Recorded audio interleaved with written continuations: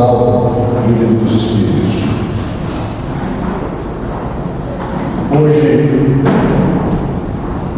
nós vamos ver as questões de 503 a 512, num capítulo bastante interessante, lembrando sempre que nós estamos na segunda parte do Livro dos Espíritos, ou no segundo livro do Livro dos Espíritos, que é a base para o Livro dos Espíritos. A gente está no capítulo 9, que trata da intervenção do plano espiritual no plano material, e a gente está vendo o item 7, que é da volta do espírito à vida corporal, e dentro desse item, o tema anjos de guarda, espíritos protetores, familiares ou simpáticos.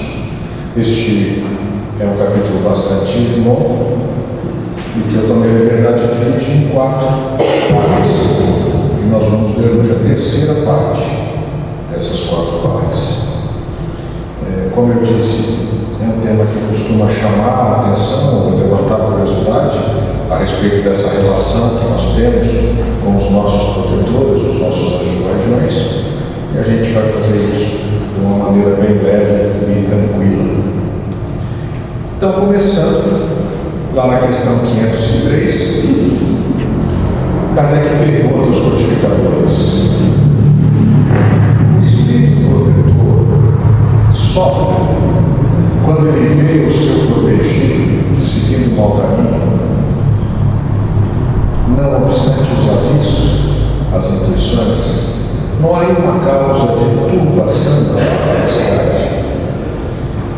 A pergunta é bem pertinente, né? Se nós temos alguém designado a nos acompanhar, a nos orientar, a nos guiar, e ele vê que a gente, de maneira teimosa, não segue o caminho proposto, isso é razão de entristecimento desse espírito protetor? E a resposta do codificador: compunge-nos os erros do seu protegido a quem lastima. Tal aflição, porém, não tem analogia com as angústias da paternidade dele. Nossa, mas o que eu quis dizer com isso? Assim, é chato. É chato. Mas essa relação de tristeza e sofrimento, a gente tem que lembrar que talvez seja diferente no âmbito de um espírito mais elevado que a gente. Lembremos das questões que antecederam essas, em que o codificador afirma que esse espírito que tem por objetivo nos guiar, nos orientar, nos proteger, é sempre de uma ordem superior à nossa. Então, ele paira em outras sensações que não aquelas que a gente sente neste plano com esse grau de evolução. Aí essa é a diferença. Então, assim, ele sofre, ele fica triste, né? Mas vamos continuar aqui. Não tem analogia com as angústias da paternidade terrena, porque ele sabe que há remédio para o mal e que o que não se faz hoje, amanhã se fará. Eu sempre convido aqueles que aqui estão, os nossos alunos em especial, que pensem como espírito imortal. Quando a gente começa a pensar como espírito imortal, uma resposta dessa passa a fazer muito mais sentido.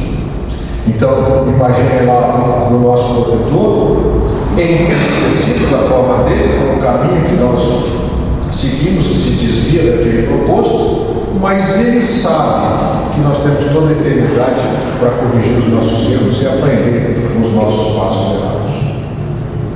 Fica mais fácil, pensando como espírito? E segue Kardec, então.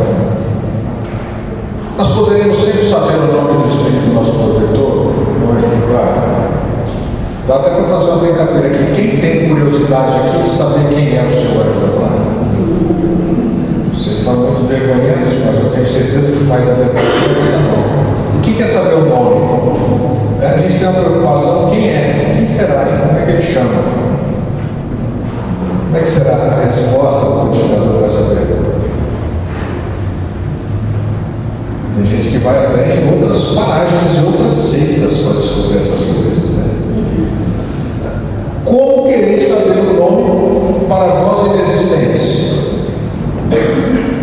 Supondes que espíritos só os que conheceis? Gente, peraí. Lá atrás ele falou: teu espírito protetor do teu anjo de guarda é certamente um espírito falar com o Espírito. Ele pode até nunca ter morado na terra. Ele já não está mais vivendo e habitando e sentindo um planeta de provas e expiações. O nome dele pode ser uma sigla. Sabe lá que língua ele fala, se é que tem língua, se não é só transmissão de pensamento. Então isso fica no âmbito da curiosidade. E me desculpem a clareza, assim, da curiosidade. Porque se ele chama Santo Agostinho, Valdir, João, Maria, São Francisco, tanto faz. Não é essa questão, isso não é relevante. E segue ainda no item dessa questão. Se eu não sei o nome, como é que eu chamo? Se eu não conheço, como é que eu chamo? Como é que você chama alguém que não conhece? Não é o nome que te faz conhecer. E está grifado aqui o verbo invocar, que é diferente do verbo evocar. Evocar é quando você faz isso para uma legião. Invocar é o indivíduo. E a resposta é o codificador. Quando a resposta é mais comprida assim, é porque é coisa mais séria. Dá o nome que você quiser. Dá o nome que você quiser, o nome que te inspira confiança, que te inspira veneração. O vosso protetor acudirá ao apelo que com esse nome lhe dirigis, visto que todos os bons espíritos são irmãos e se assistem mutuamente. Então, assim, se é muito importante para você identificar o seu anjo guardião, o seu protetor espiritual com um nome, faça, batiza ele e dá o nome que você quiser, o nome que for simpático. Os protetores que dão nome conhecidos sempre são realmente os espíritos das personalidades que tiveram esses nomes. Ó, você quer ver uma coisa chique no espiritismo? É você ter um anjo protetor com um nome famoso. Né? Você fala só, o meu protetor é São Francisco. Pensa bem. Isso é grife. Então, a pergunta que é: quantos tem o São Francisco de protetor? E Kardec explora isso, né? Os protetores que dão nomes conhecidos, porque quando você quer muito saber o nome, eu já sinto ele fala: tá, me chama São Francisco. Bom, você foi agora. Os que têm os nomes conhecidos são realmente os São Franciscos? Que tiveram aquele nome no passado? O que eu falei para vocês? A resposta é quanto mais comprida, mais complexa. Não. Bom, podia parar aqui no não, que eu tenho certeza que todo mundo ia entender. Muitas vezes, os que os dão são espíritos simpáticos aos que de tais nomes usaram na Terra. Simpáticos. E a mão desses responde ao nosso chamamento. Imagina o doutor Bezerra de Menezes. Quantas casas, neste momento, são amparadas, orientadas por doutor Bezerra de Menezes? Será que é só ele? Ou será que existe um grupo de espíritos simpáticos ao trabalho dele e que, sob a sua batuta, regem trabalhos em casas espíritas? E para a gente faz diferença? Não.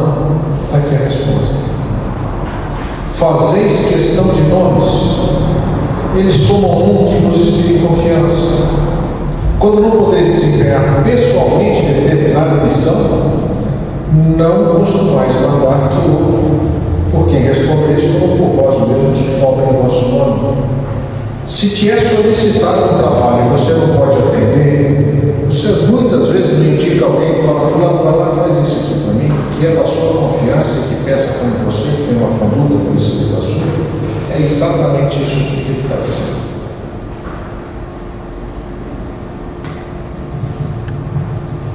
Na vida espírita, reconheceremos o nosso espírito protetor. Na vida espírita, reconheceremos o nosso espírito protetor. O que vocês acham? Lá atrás ele pergunta assim: é importante nesse espiritismo estudar, saber como é que são essas relações. Então tá, então nós estamos aqui tratando dessas questões, das relações do plano espiritual com a gente. A gente vai conhecer o nosso espírito protetor? De certo. E se a gente não for espírito? Nunca pode? De certo. Pois não é raro que tenhas conhecido antes de encarnar isso. Certamente conheceu. Certamente existe afinidade. Certamente são espíritos simpáticos. Será que já não conhece? Será que quando a gente estreita essa relação, como foi proposto nos capítulos anteriores, nas questões anteriores que a gente viu no nosso último encontro, a gente já de uma certa forma não conhece, não percebe, já não sabe a conduta?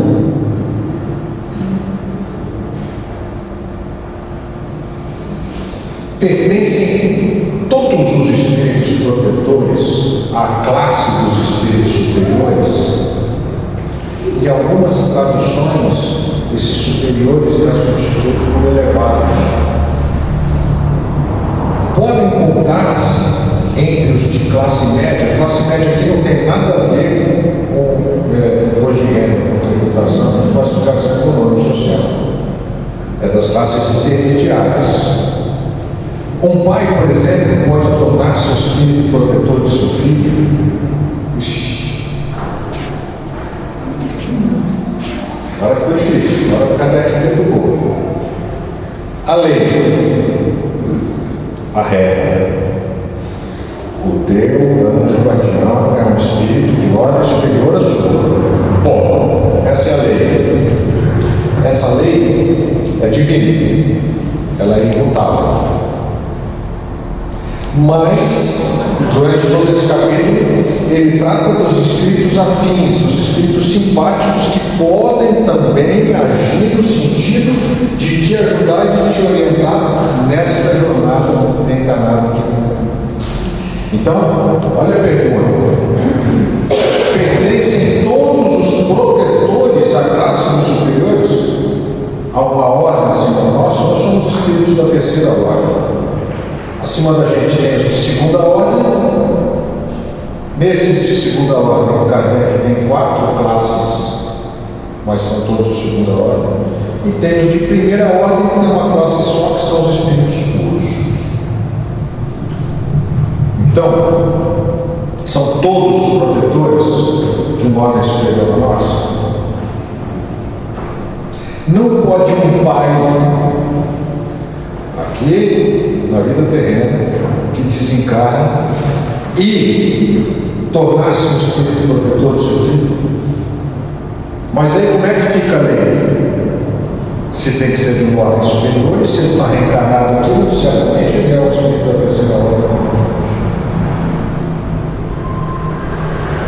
Ficou clara a pergunta? Kardec complicou a vida do conjungador. Pode. Mas a proteção pressupõe certo grau de elevação. E um poder ou uma virtude a mais, concedido por Deus. O pai que protege seu filho também pode ser assistido por um espírito mais elevado. Então note que a resposta é: pode. A gente pode ter mais de um espírito protetor? Pode.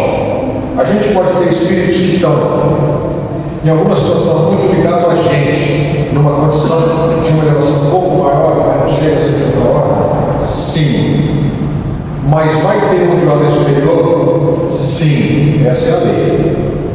Essa é a lei. Então pode sim um pai passar a ser o espírito protetor de um filho. Isso aqui é complicado porque certamente quando a gente encontra essas questões, nós temos o hábito de criar regras. Isso não quer dizer que todo pai desencarnado virou protetor do seu filho.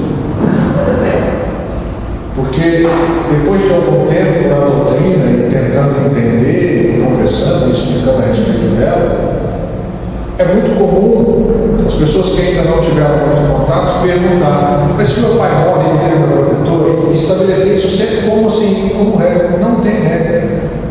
Não tem regra. A regra está aqui embaixo, na última linha.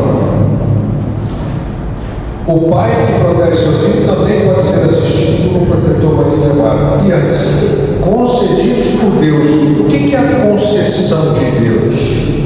É isso entrar numa organização que cumpre a lei do mais elevado ajudar o menos elevado. Aliás, essa é a premissa. Quem tem mais ajudar quem tem menos. Essa é uma premissa da fraternidade cristã. Ficou claro aqui?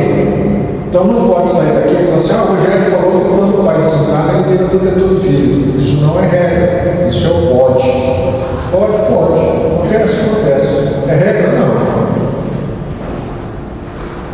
Já passei cada um com essa resposta. Os espíritos que se achavam em boas condições ao deixarem a Terra sempre podem proteger os que lhes são caros e que lhes sobrevivem. Então, peraí. O que se achava em boas condições? Não é boa condição financeira. É boa condição moral. Certo? É boa condição moral. Esses sempre podem proteger os que lhes são simpáticos, fraternos, caros e que permanecem reencarnados. Toda vez que essas palavras surgem nas perguntas, sempre, nunca, acabei de dizer que não tem regra, depende de concessões. Vamos ver como é que o codificador se sai dessa. Mais ou menos restrito é o poder de que desfrutam. Restrito ao quê? Restrito a uma organização de elevação moral. Essa é a lei. A situação que se encontra nem sempre lhes permite ter a liberdade de ação. Então a chave da questão é a ação. Sempre. Eles sempre podem proteger. Mais ou menos, não é desse jeito. Vamos ver quem que é o cara, que relação que ele tem. Então, é relativo.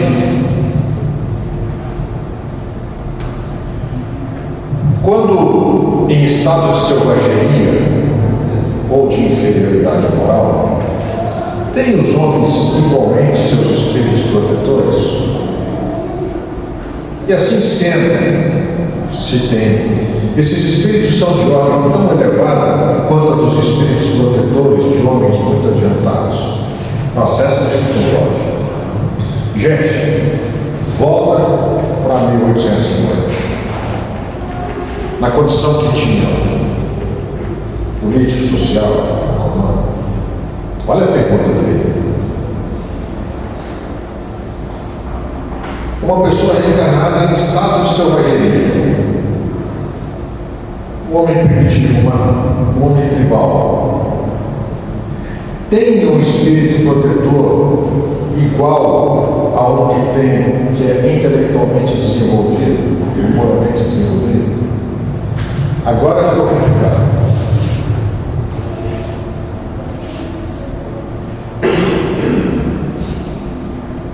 Agora ficou complicado.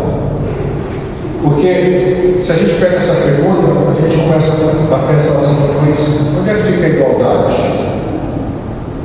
Porque o primitivo, o homem, segundo ele que está em estado de selvageria, pode ter uma elevação moral maior do que um filósofo. O colega Valdir aqui na oração dele pontuou isso hoje. A evolução moral e a evolução intelectual são coisas que nem sempre caminham juntos. Aliás, não caminham juntos. Então, como é que fica essa questão nessa organização divina da evolução? Só porque o cara está em estado de selvageria, ou seja, a evolução intelectual dele é menor que a de um outro, mas a moral é maior, ele teria um espírito protetor menos elevado que o do outro? Dá para fazer uma votação aqui, né? A resposta, quanto maior, mais complexa. Todo homem tem um espírito que por ele vela. Bom, essa é a lei. Você não reencarna se não tiver um espírito velando por você. Bom, mas as missões são relativas ao fim que visam. Olha só. Todo mundo tem? Tem. Mas ele vai com você? Sim. E a missão dele? A missão dele depende do que você visa na sua reencarnação. Não dás a uma criança que está aprendendo a ler um professor de filosofia. Então há sim um ajuste. Há um ajuste. O progresso do espírito familiar guarda a relação com o espírito protegido. Ele é superior? É. Mas pode acontecer de não ter o mesmo? Pode.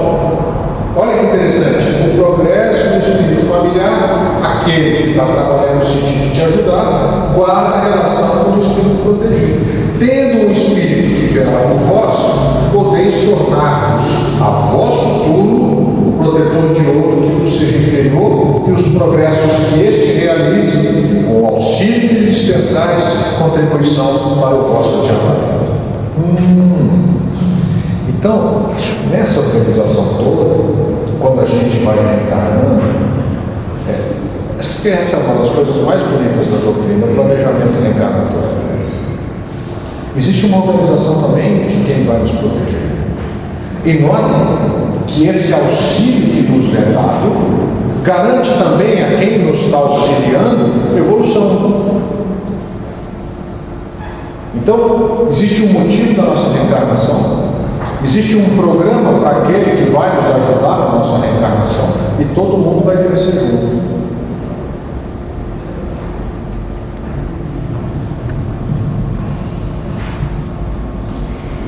Deus não exige do espírito mais do que comporta na sua natureza e o grau de elevação a que já chegou. Então, tradução disso: Deus não te dá um fardo maior do que você pode carregar. Deus não dá um fardo maior do que o tamanho do seu cobertor. E a gente podia fazer outras traduções. Então tudo se encaixa. E a ordenação disso é perfeita. Mais uma. Quando o pai que vela pelo filho reencarna, continua a velar por ele? Volta nas questões lá atrás. Pode o pai, quando desencarna, passar a ser um protetor do filho? Pode. É regra? Não, mas pode. Agora olha a pergunta, ele voltou lá. Então tá. O pai desencarnou e está velando pelo filho. Imagina que ele reencarna de novo. Ele continua velando por ele?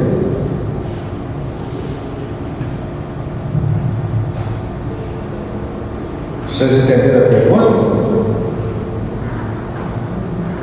Era um espírito desencarnado velando por nós.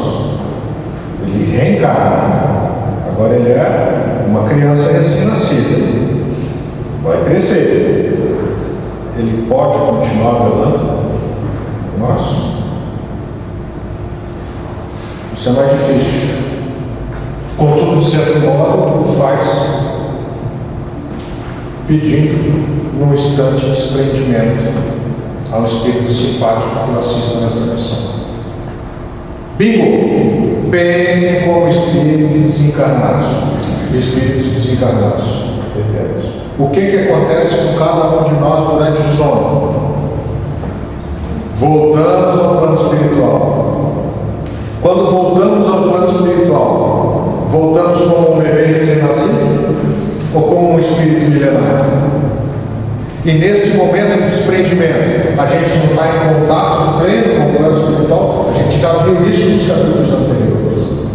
Sim. Então pode continuar velando? Sim. Como inclusive pedindo auxílio a um espírito simpático que o ajude nessa missão. Rapaz, eu estou aqui agora desprendido. Daqui a pouco eu volto lá. Vou acordar para mamar. Mas você dá uma força aí para cuidar com as coisas. Certo? Ademais, falta uma letra aí, os espíritos só aceitam missões que possam desempenhar até o fim.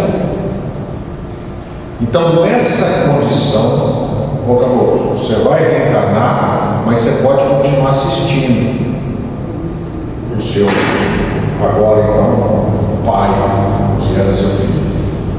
Isso só existe se for possível desempenhar. Senão, não vai acontecer. Tudo bem? Eu sei que tem gente aqui já maquinando, né? Será meu pai, meu avô, esse menino que nasceu agora, esse neto, como é que é? E segue a resposta. Encarnado, mormente em um mundo onde a existência material, nesse destino aqui, o espírito se acha muito sujeito ao corpo para poder dedicar-se inteiramente ao espírito. Lá atrás também, no comecinho, a gente falou disso. Das dificuldades que a matéria impõe à movimentação e às ações do espírito, especialmente enquanto reencarnado. Isso é para poder assisti-lo pessoalmente.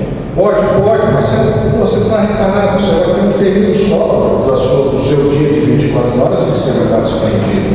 E tem que ser muito bom para conseguir fazer isso. Né? Mas é possível. Tanto assim que os que ainda se não elevaram bastante são também assistidos por outros que lhes estão acima, de tal sorte que, se por qualquer circunstância um falta, o outro supra falta. Então, se não tiver um nível de elevação muito alto, vai ser difícil essa situação. Mas a resposta é: pode, é difícil, mas pode. De novo, não é regra. A cada indivíduo achar-se ligado, além do espírito protetor, um mau espírito. Isso é uma afirmação. Com o fim de impedir o erro e de lhe proporcionar ocasiões de lutar entre o bem e o mal. Olha que pergunta caprichosa. Espera aí.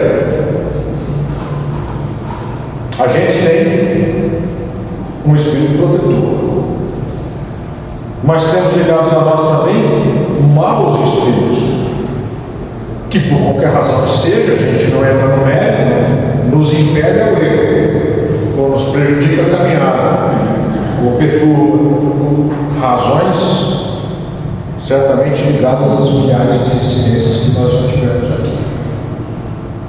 Então, como é que é essa questão? Ele vira uma briga, sabe aquele desenho clássico do anjo falando uma coisa do lado e do diabinho falando outra do outro lado? Como é que funciona isso? Isso está na organização? Isso está na lei? Essa questão? O duro é que às vezes o diabinho grita tão mais alto, né? Que o anjinho. Ligado não é o termo. A pergunta que ele faz lá. Achar-se-á ligado, além do protetor, um mau espírito. O protetor está ligado. E o mau espírito? Ligado não é o termo. É certo que os maus espíritos procuram desviar do bom caminho o homem quando se lhes depara a ocasião, por razões que não nos compete aqui discutir. Somos influenciados. Todos. Tenho certeza que anjo de espírito por motivo nenhum. Sempre, porém, que um deles se liga ao indivíduo, fala por si mesmo, porque pode ser entendido. Então, quando um espírito desse mal intencionado se liga a um indivíduo, ele faz por ele mesmo. Isso não está na regra, isso não está na lei, não está na Constituição. Se bem que o que está na Constituição não tem valor, mas não está na DFE. Não está. Desculpa, foi um ato falho. Que pode, inclusive, criar problemas. Então, é assim, se liga por questões dele, diferente do teu anjo protetor que está na regra, certo? Está ligado. Então está lá, fala lá por si mesmo porque pode ser atendido. Então ele está se conectando a você porque ele acha que ele está conseguindo entender. Então luta entre o bom e o mal, vencendo aquele por quem o homem se deixa influenciar. Meu Deus! Viu? E aquela história que o bem sempre vence o mal? Isso é lá no fim, né? É no fim da jornada. Nós estamos no começo dela. Quem vai vencer aqui? Quem nós dermos mais trela. Então, se a gente fomenta e aceita essa influência errada, se a gente permite que isso seja preponderante nos nossos passos, não é culpa da organização divina. Nós permitimos. Aí vem a pergunta seguinte, que não é do Kardec aqui, né? Assim, mas então por que isso acontece? Porque esse é o exercício do livre-arbítrio. O mau espírito tem o direito de te perturbar, está usando o livre-arbítrio dele, e obviamente ele vai assumir contas a acertar nas futuras reencarnações do processo. E nós temos o livre-arbítrio de aceitarmos as sugestões erradas ou não. Faz do jeito que você quiser, mas aguente as consequências que virão, porque toda causa tem.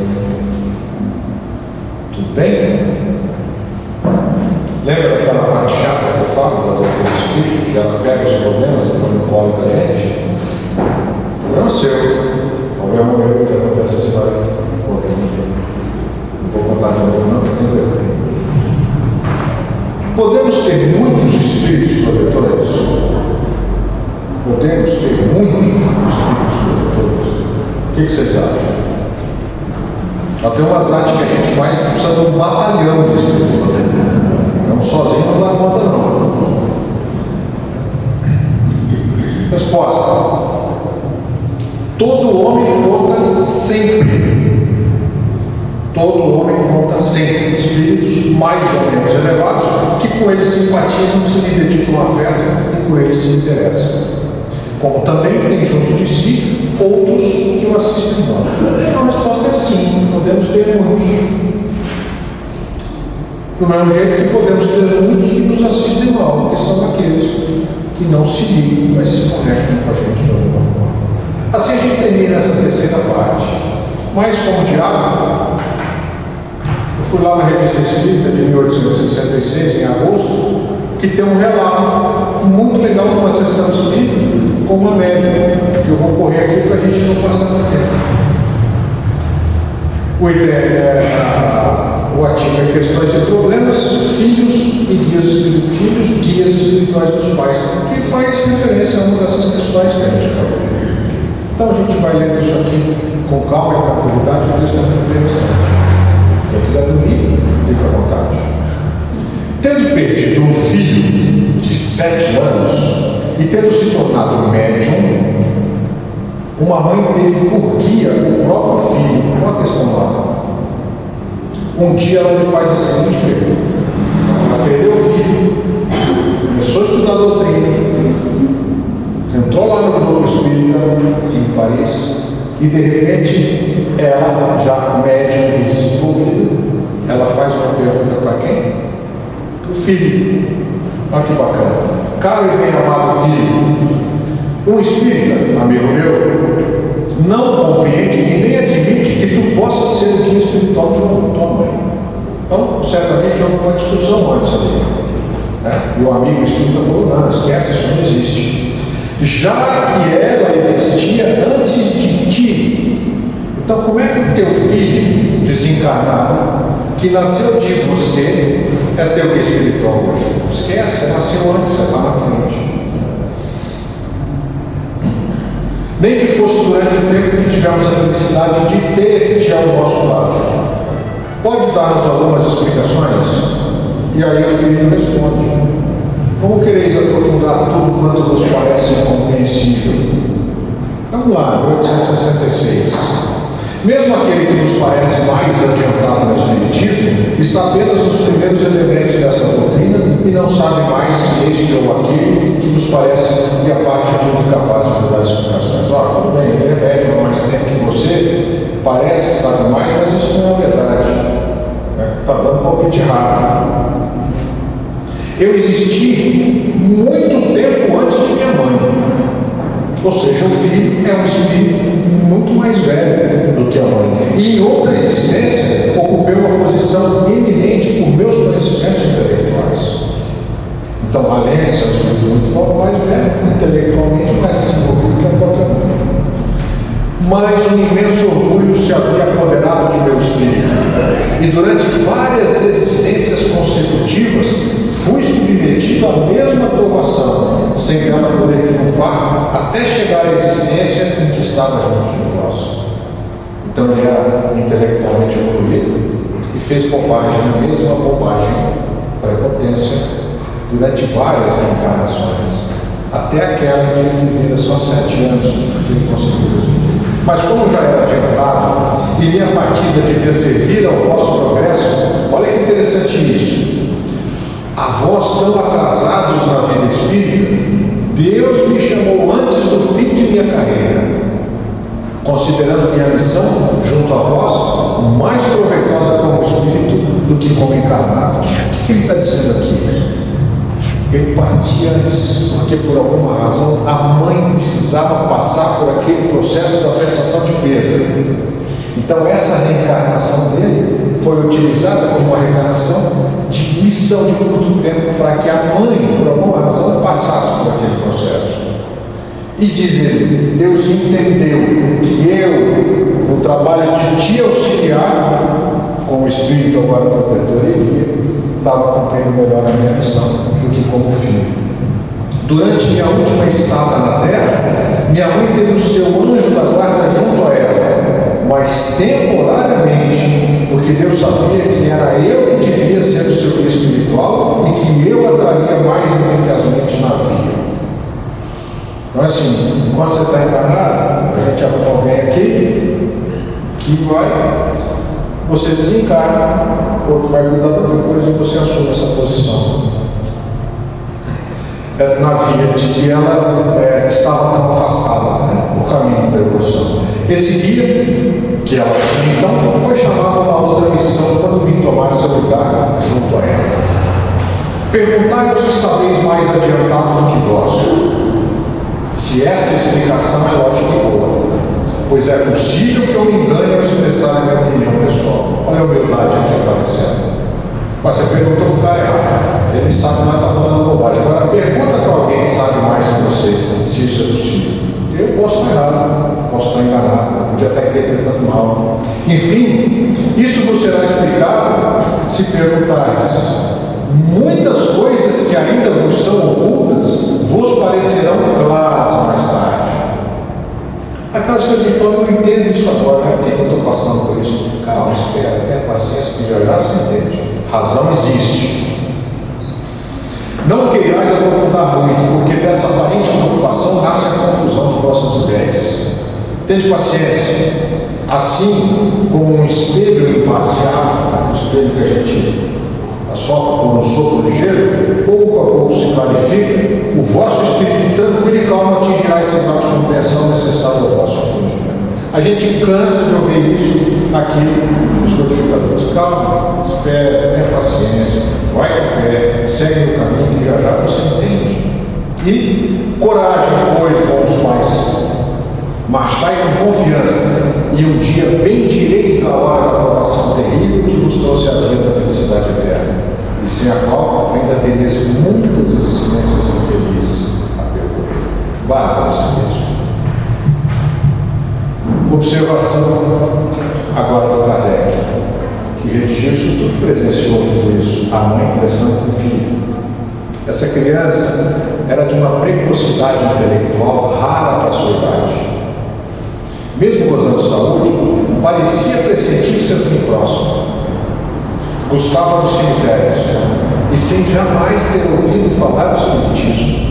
Lembrem que a mãe só se tornou médium, só se apaixonou no espiritismo depois que ele desencarnou, em que seus pais não acreditavam, muitas vezes perguntavam assim: quando se está morto, não se podia voltar para os que tinham amado. A pergunta do mundo sai, depois que a gente morre, a gente não pode voltar aqui, ficar perto de quem a gente ama. Aspirava a morte como uma felicidade e dizia que quando morresse, sua mãe não devia afligir-se, porque voltaria para junto dela. Ele aspirava o que então? A possibilidade de proporcionar para a mãe a experiência da perda do filho e da oportunidade dele ser o espírito protetor dessa que o havia gerado. Com efeito, foi a morte de 3 filhos em alguns dias que levou os pais a buscar uma consolação do espiritismo. Olha só, não perdeu só isso não. Foram 3. Essa consolação eles a encontraram largamente, e sua fé foi recompensada pela possibilidade de conversar a cada instante com os filhos. Pois em muito pouco tempo a mãe tornou-se excelente médica, tendo até o próprio filho como guia, espírito que se revela por grande superioridade. E assim a gente encerra essa terceira parte. Com esse tema que eu disse, é muito interessante, porque nos faz pensar sempre nessa relação que a gente devia torná-la tão firme, tão íntima, tão fluida, o nosso espiritualidade com aqueles que nos protegem. E a gente esquece, a gente não faz disso, regra geral, um exercício diário. Como eu digo sempre, o guia está aí, é só a gente chamar que ele atende, é só assim. Muito obrigado a todos e uma boa noite. E agora a gente vai pôr em prática o que a gente viu aqui nessas questões do livro dos Espíritos. Então eu convido a todos vocês que relaxem nas cadeiras e que percebam a presença dos nossos protetores, dos nossos anjos guardiões, dos benfeitores espirituais que nesse mundo, e que nós possamos agradecer essa oportunidade bendita, que nós possamos agradecer aos mentores, aos trabalhadores da casa, por essa oportunidade, Pai. Que com essa sensação de comunhão, nós possamos perceber também as vibrações e os fluidos salutares que nos envolvem nesse momento. E como sempre, que nós possamos multiplicá-los com os nossos pensamentos, levar essas energias às nossas casas, às casas dos nossos entes queridos, a todos os pontos onde haja sofrimento,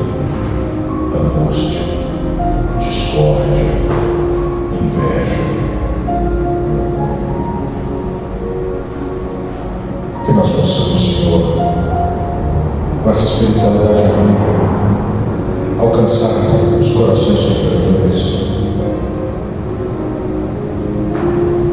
que possamos também mandar os nossos governantes a todos os dirigentes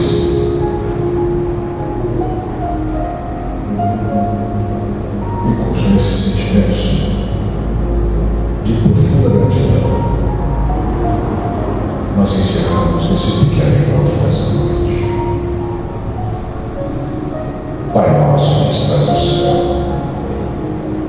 santificado seja o vosso nome. Venha a nós o vosso reino. Seja feita a vossa vontade, assim na terra como no céu. O pão nosso de cada dia dá-nos hoje. Perdoa as nossas dívidas, assim como nós perdoamos aos nossos devedores. Não nos deixeis cair em tentação,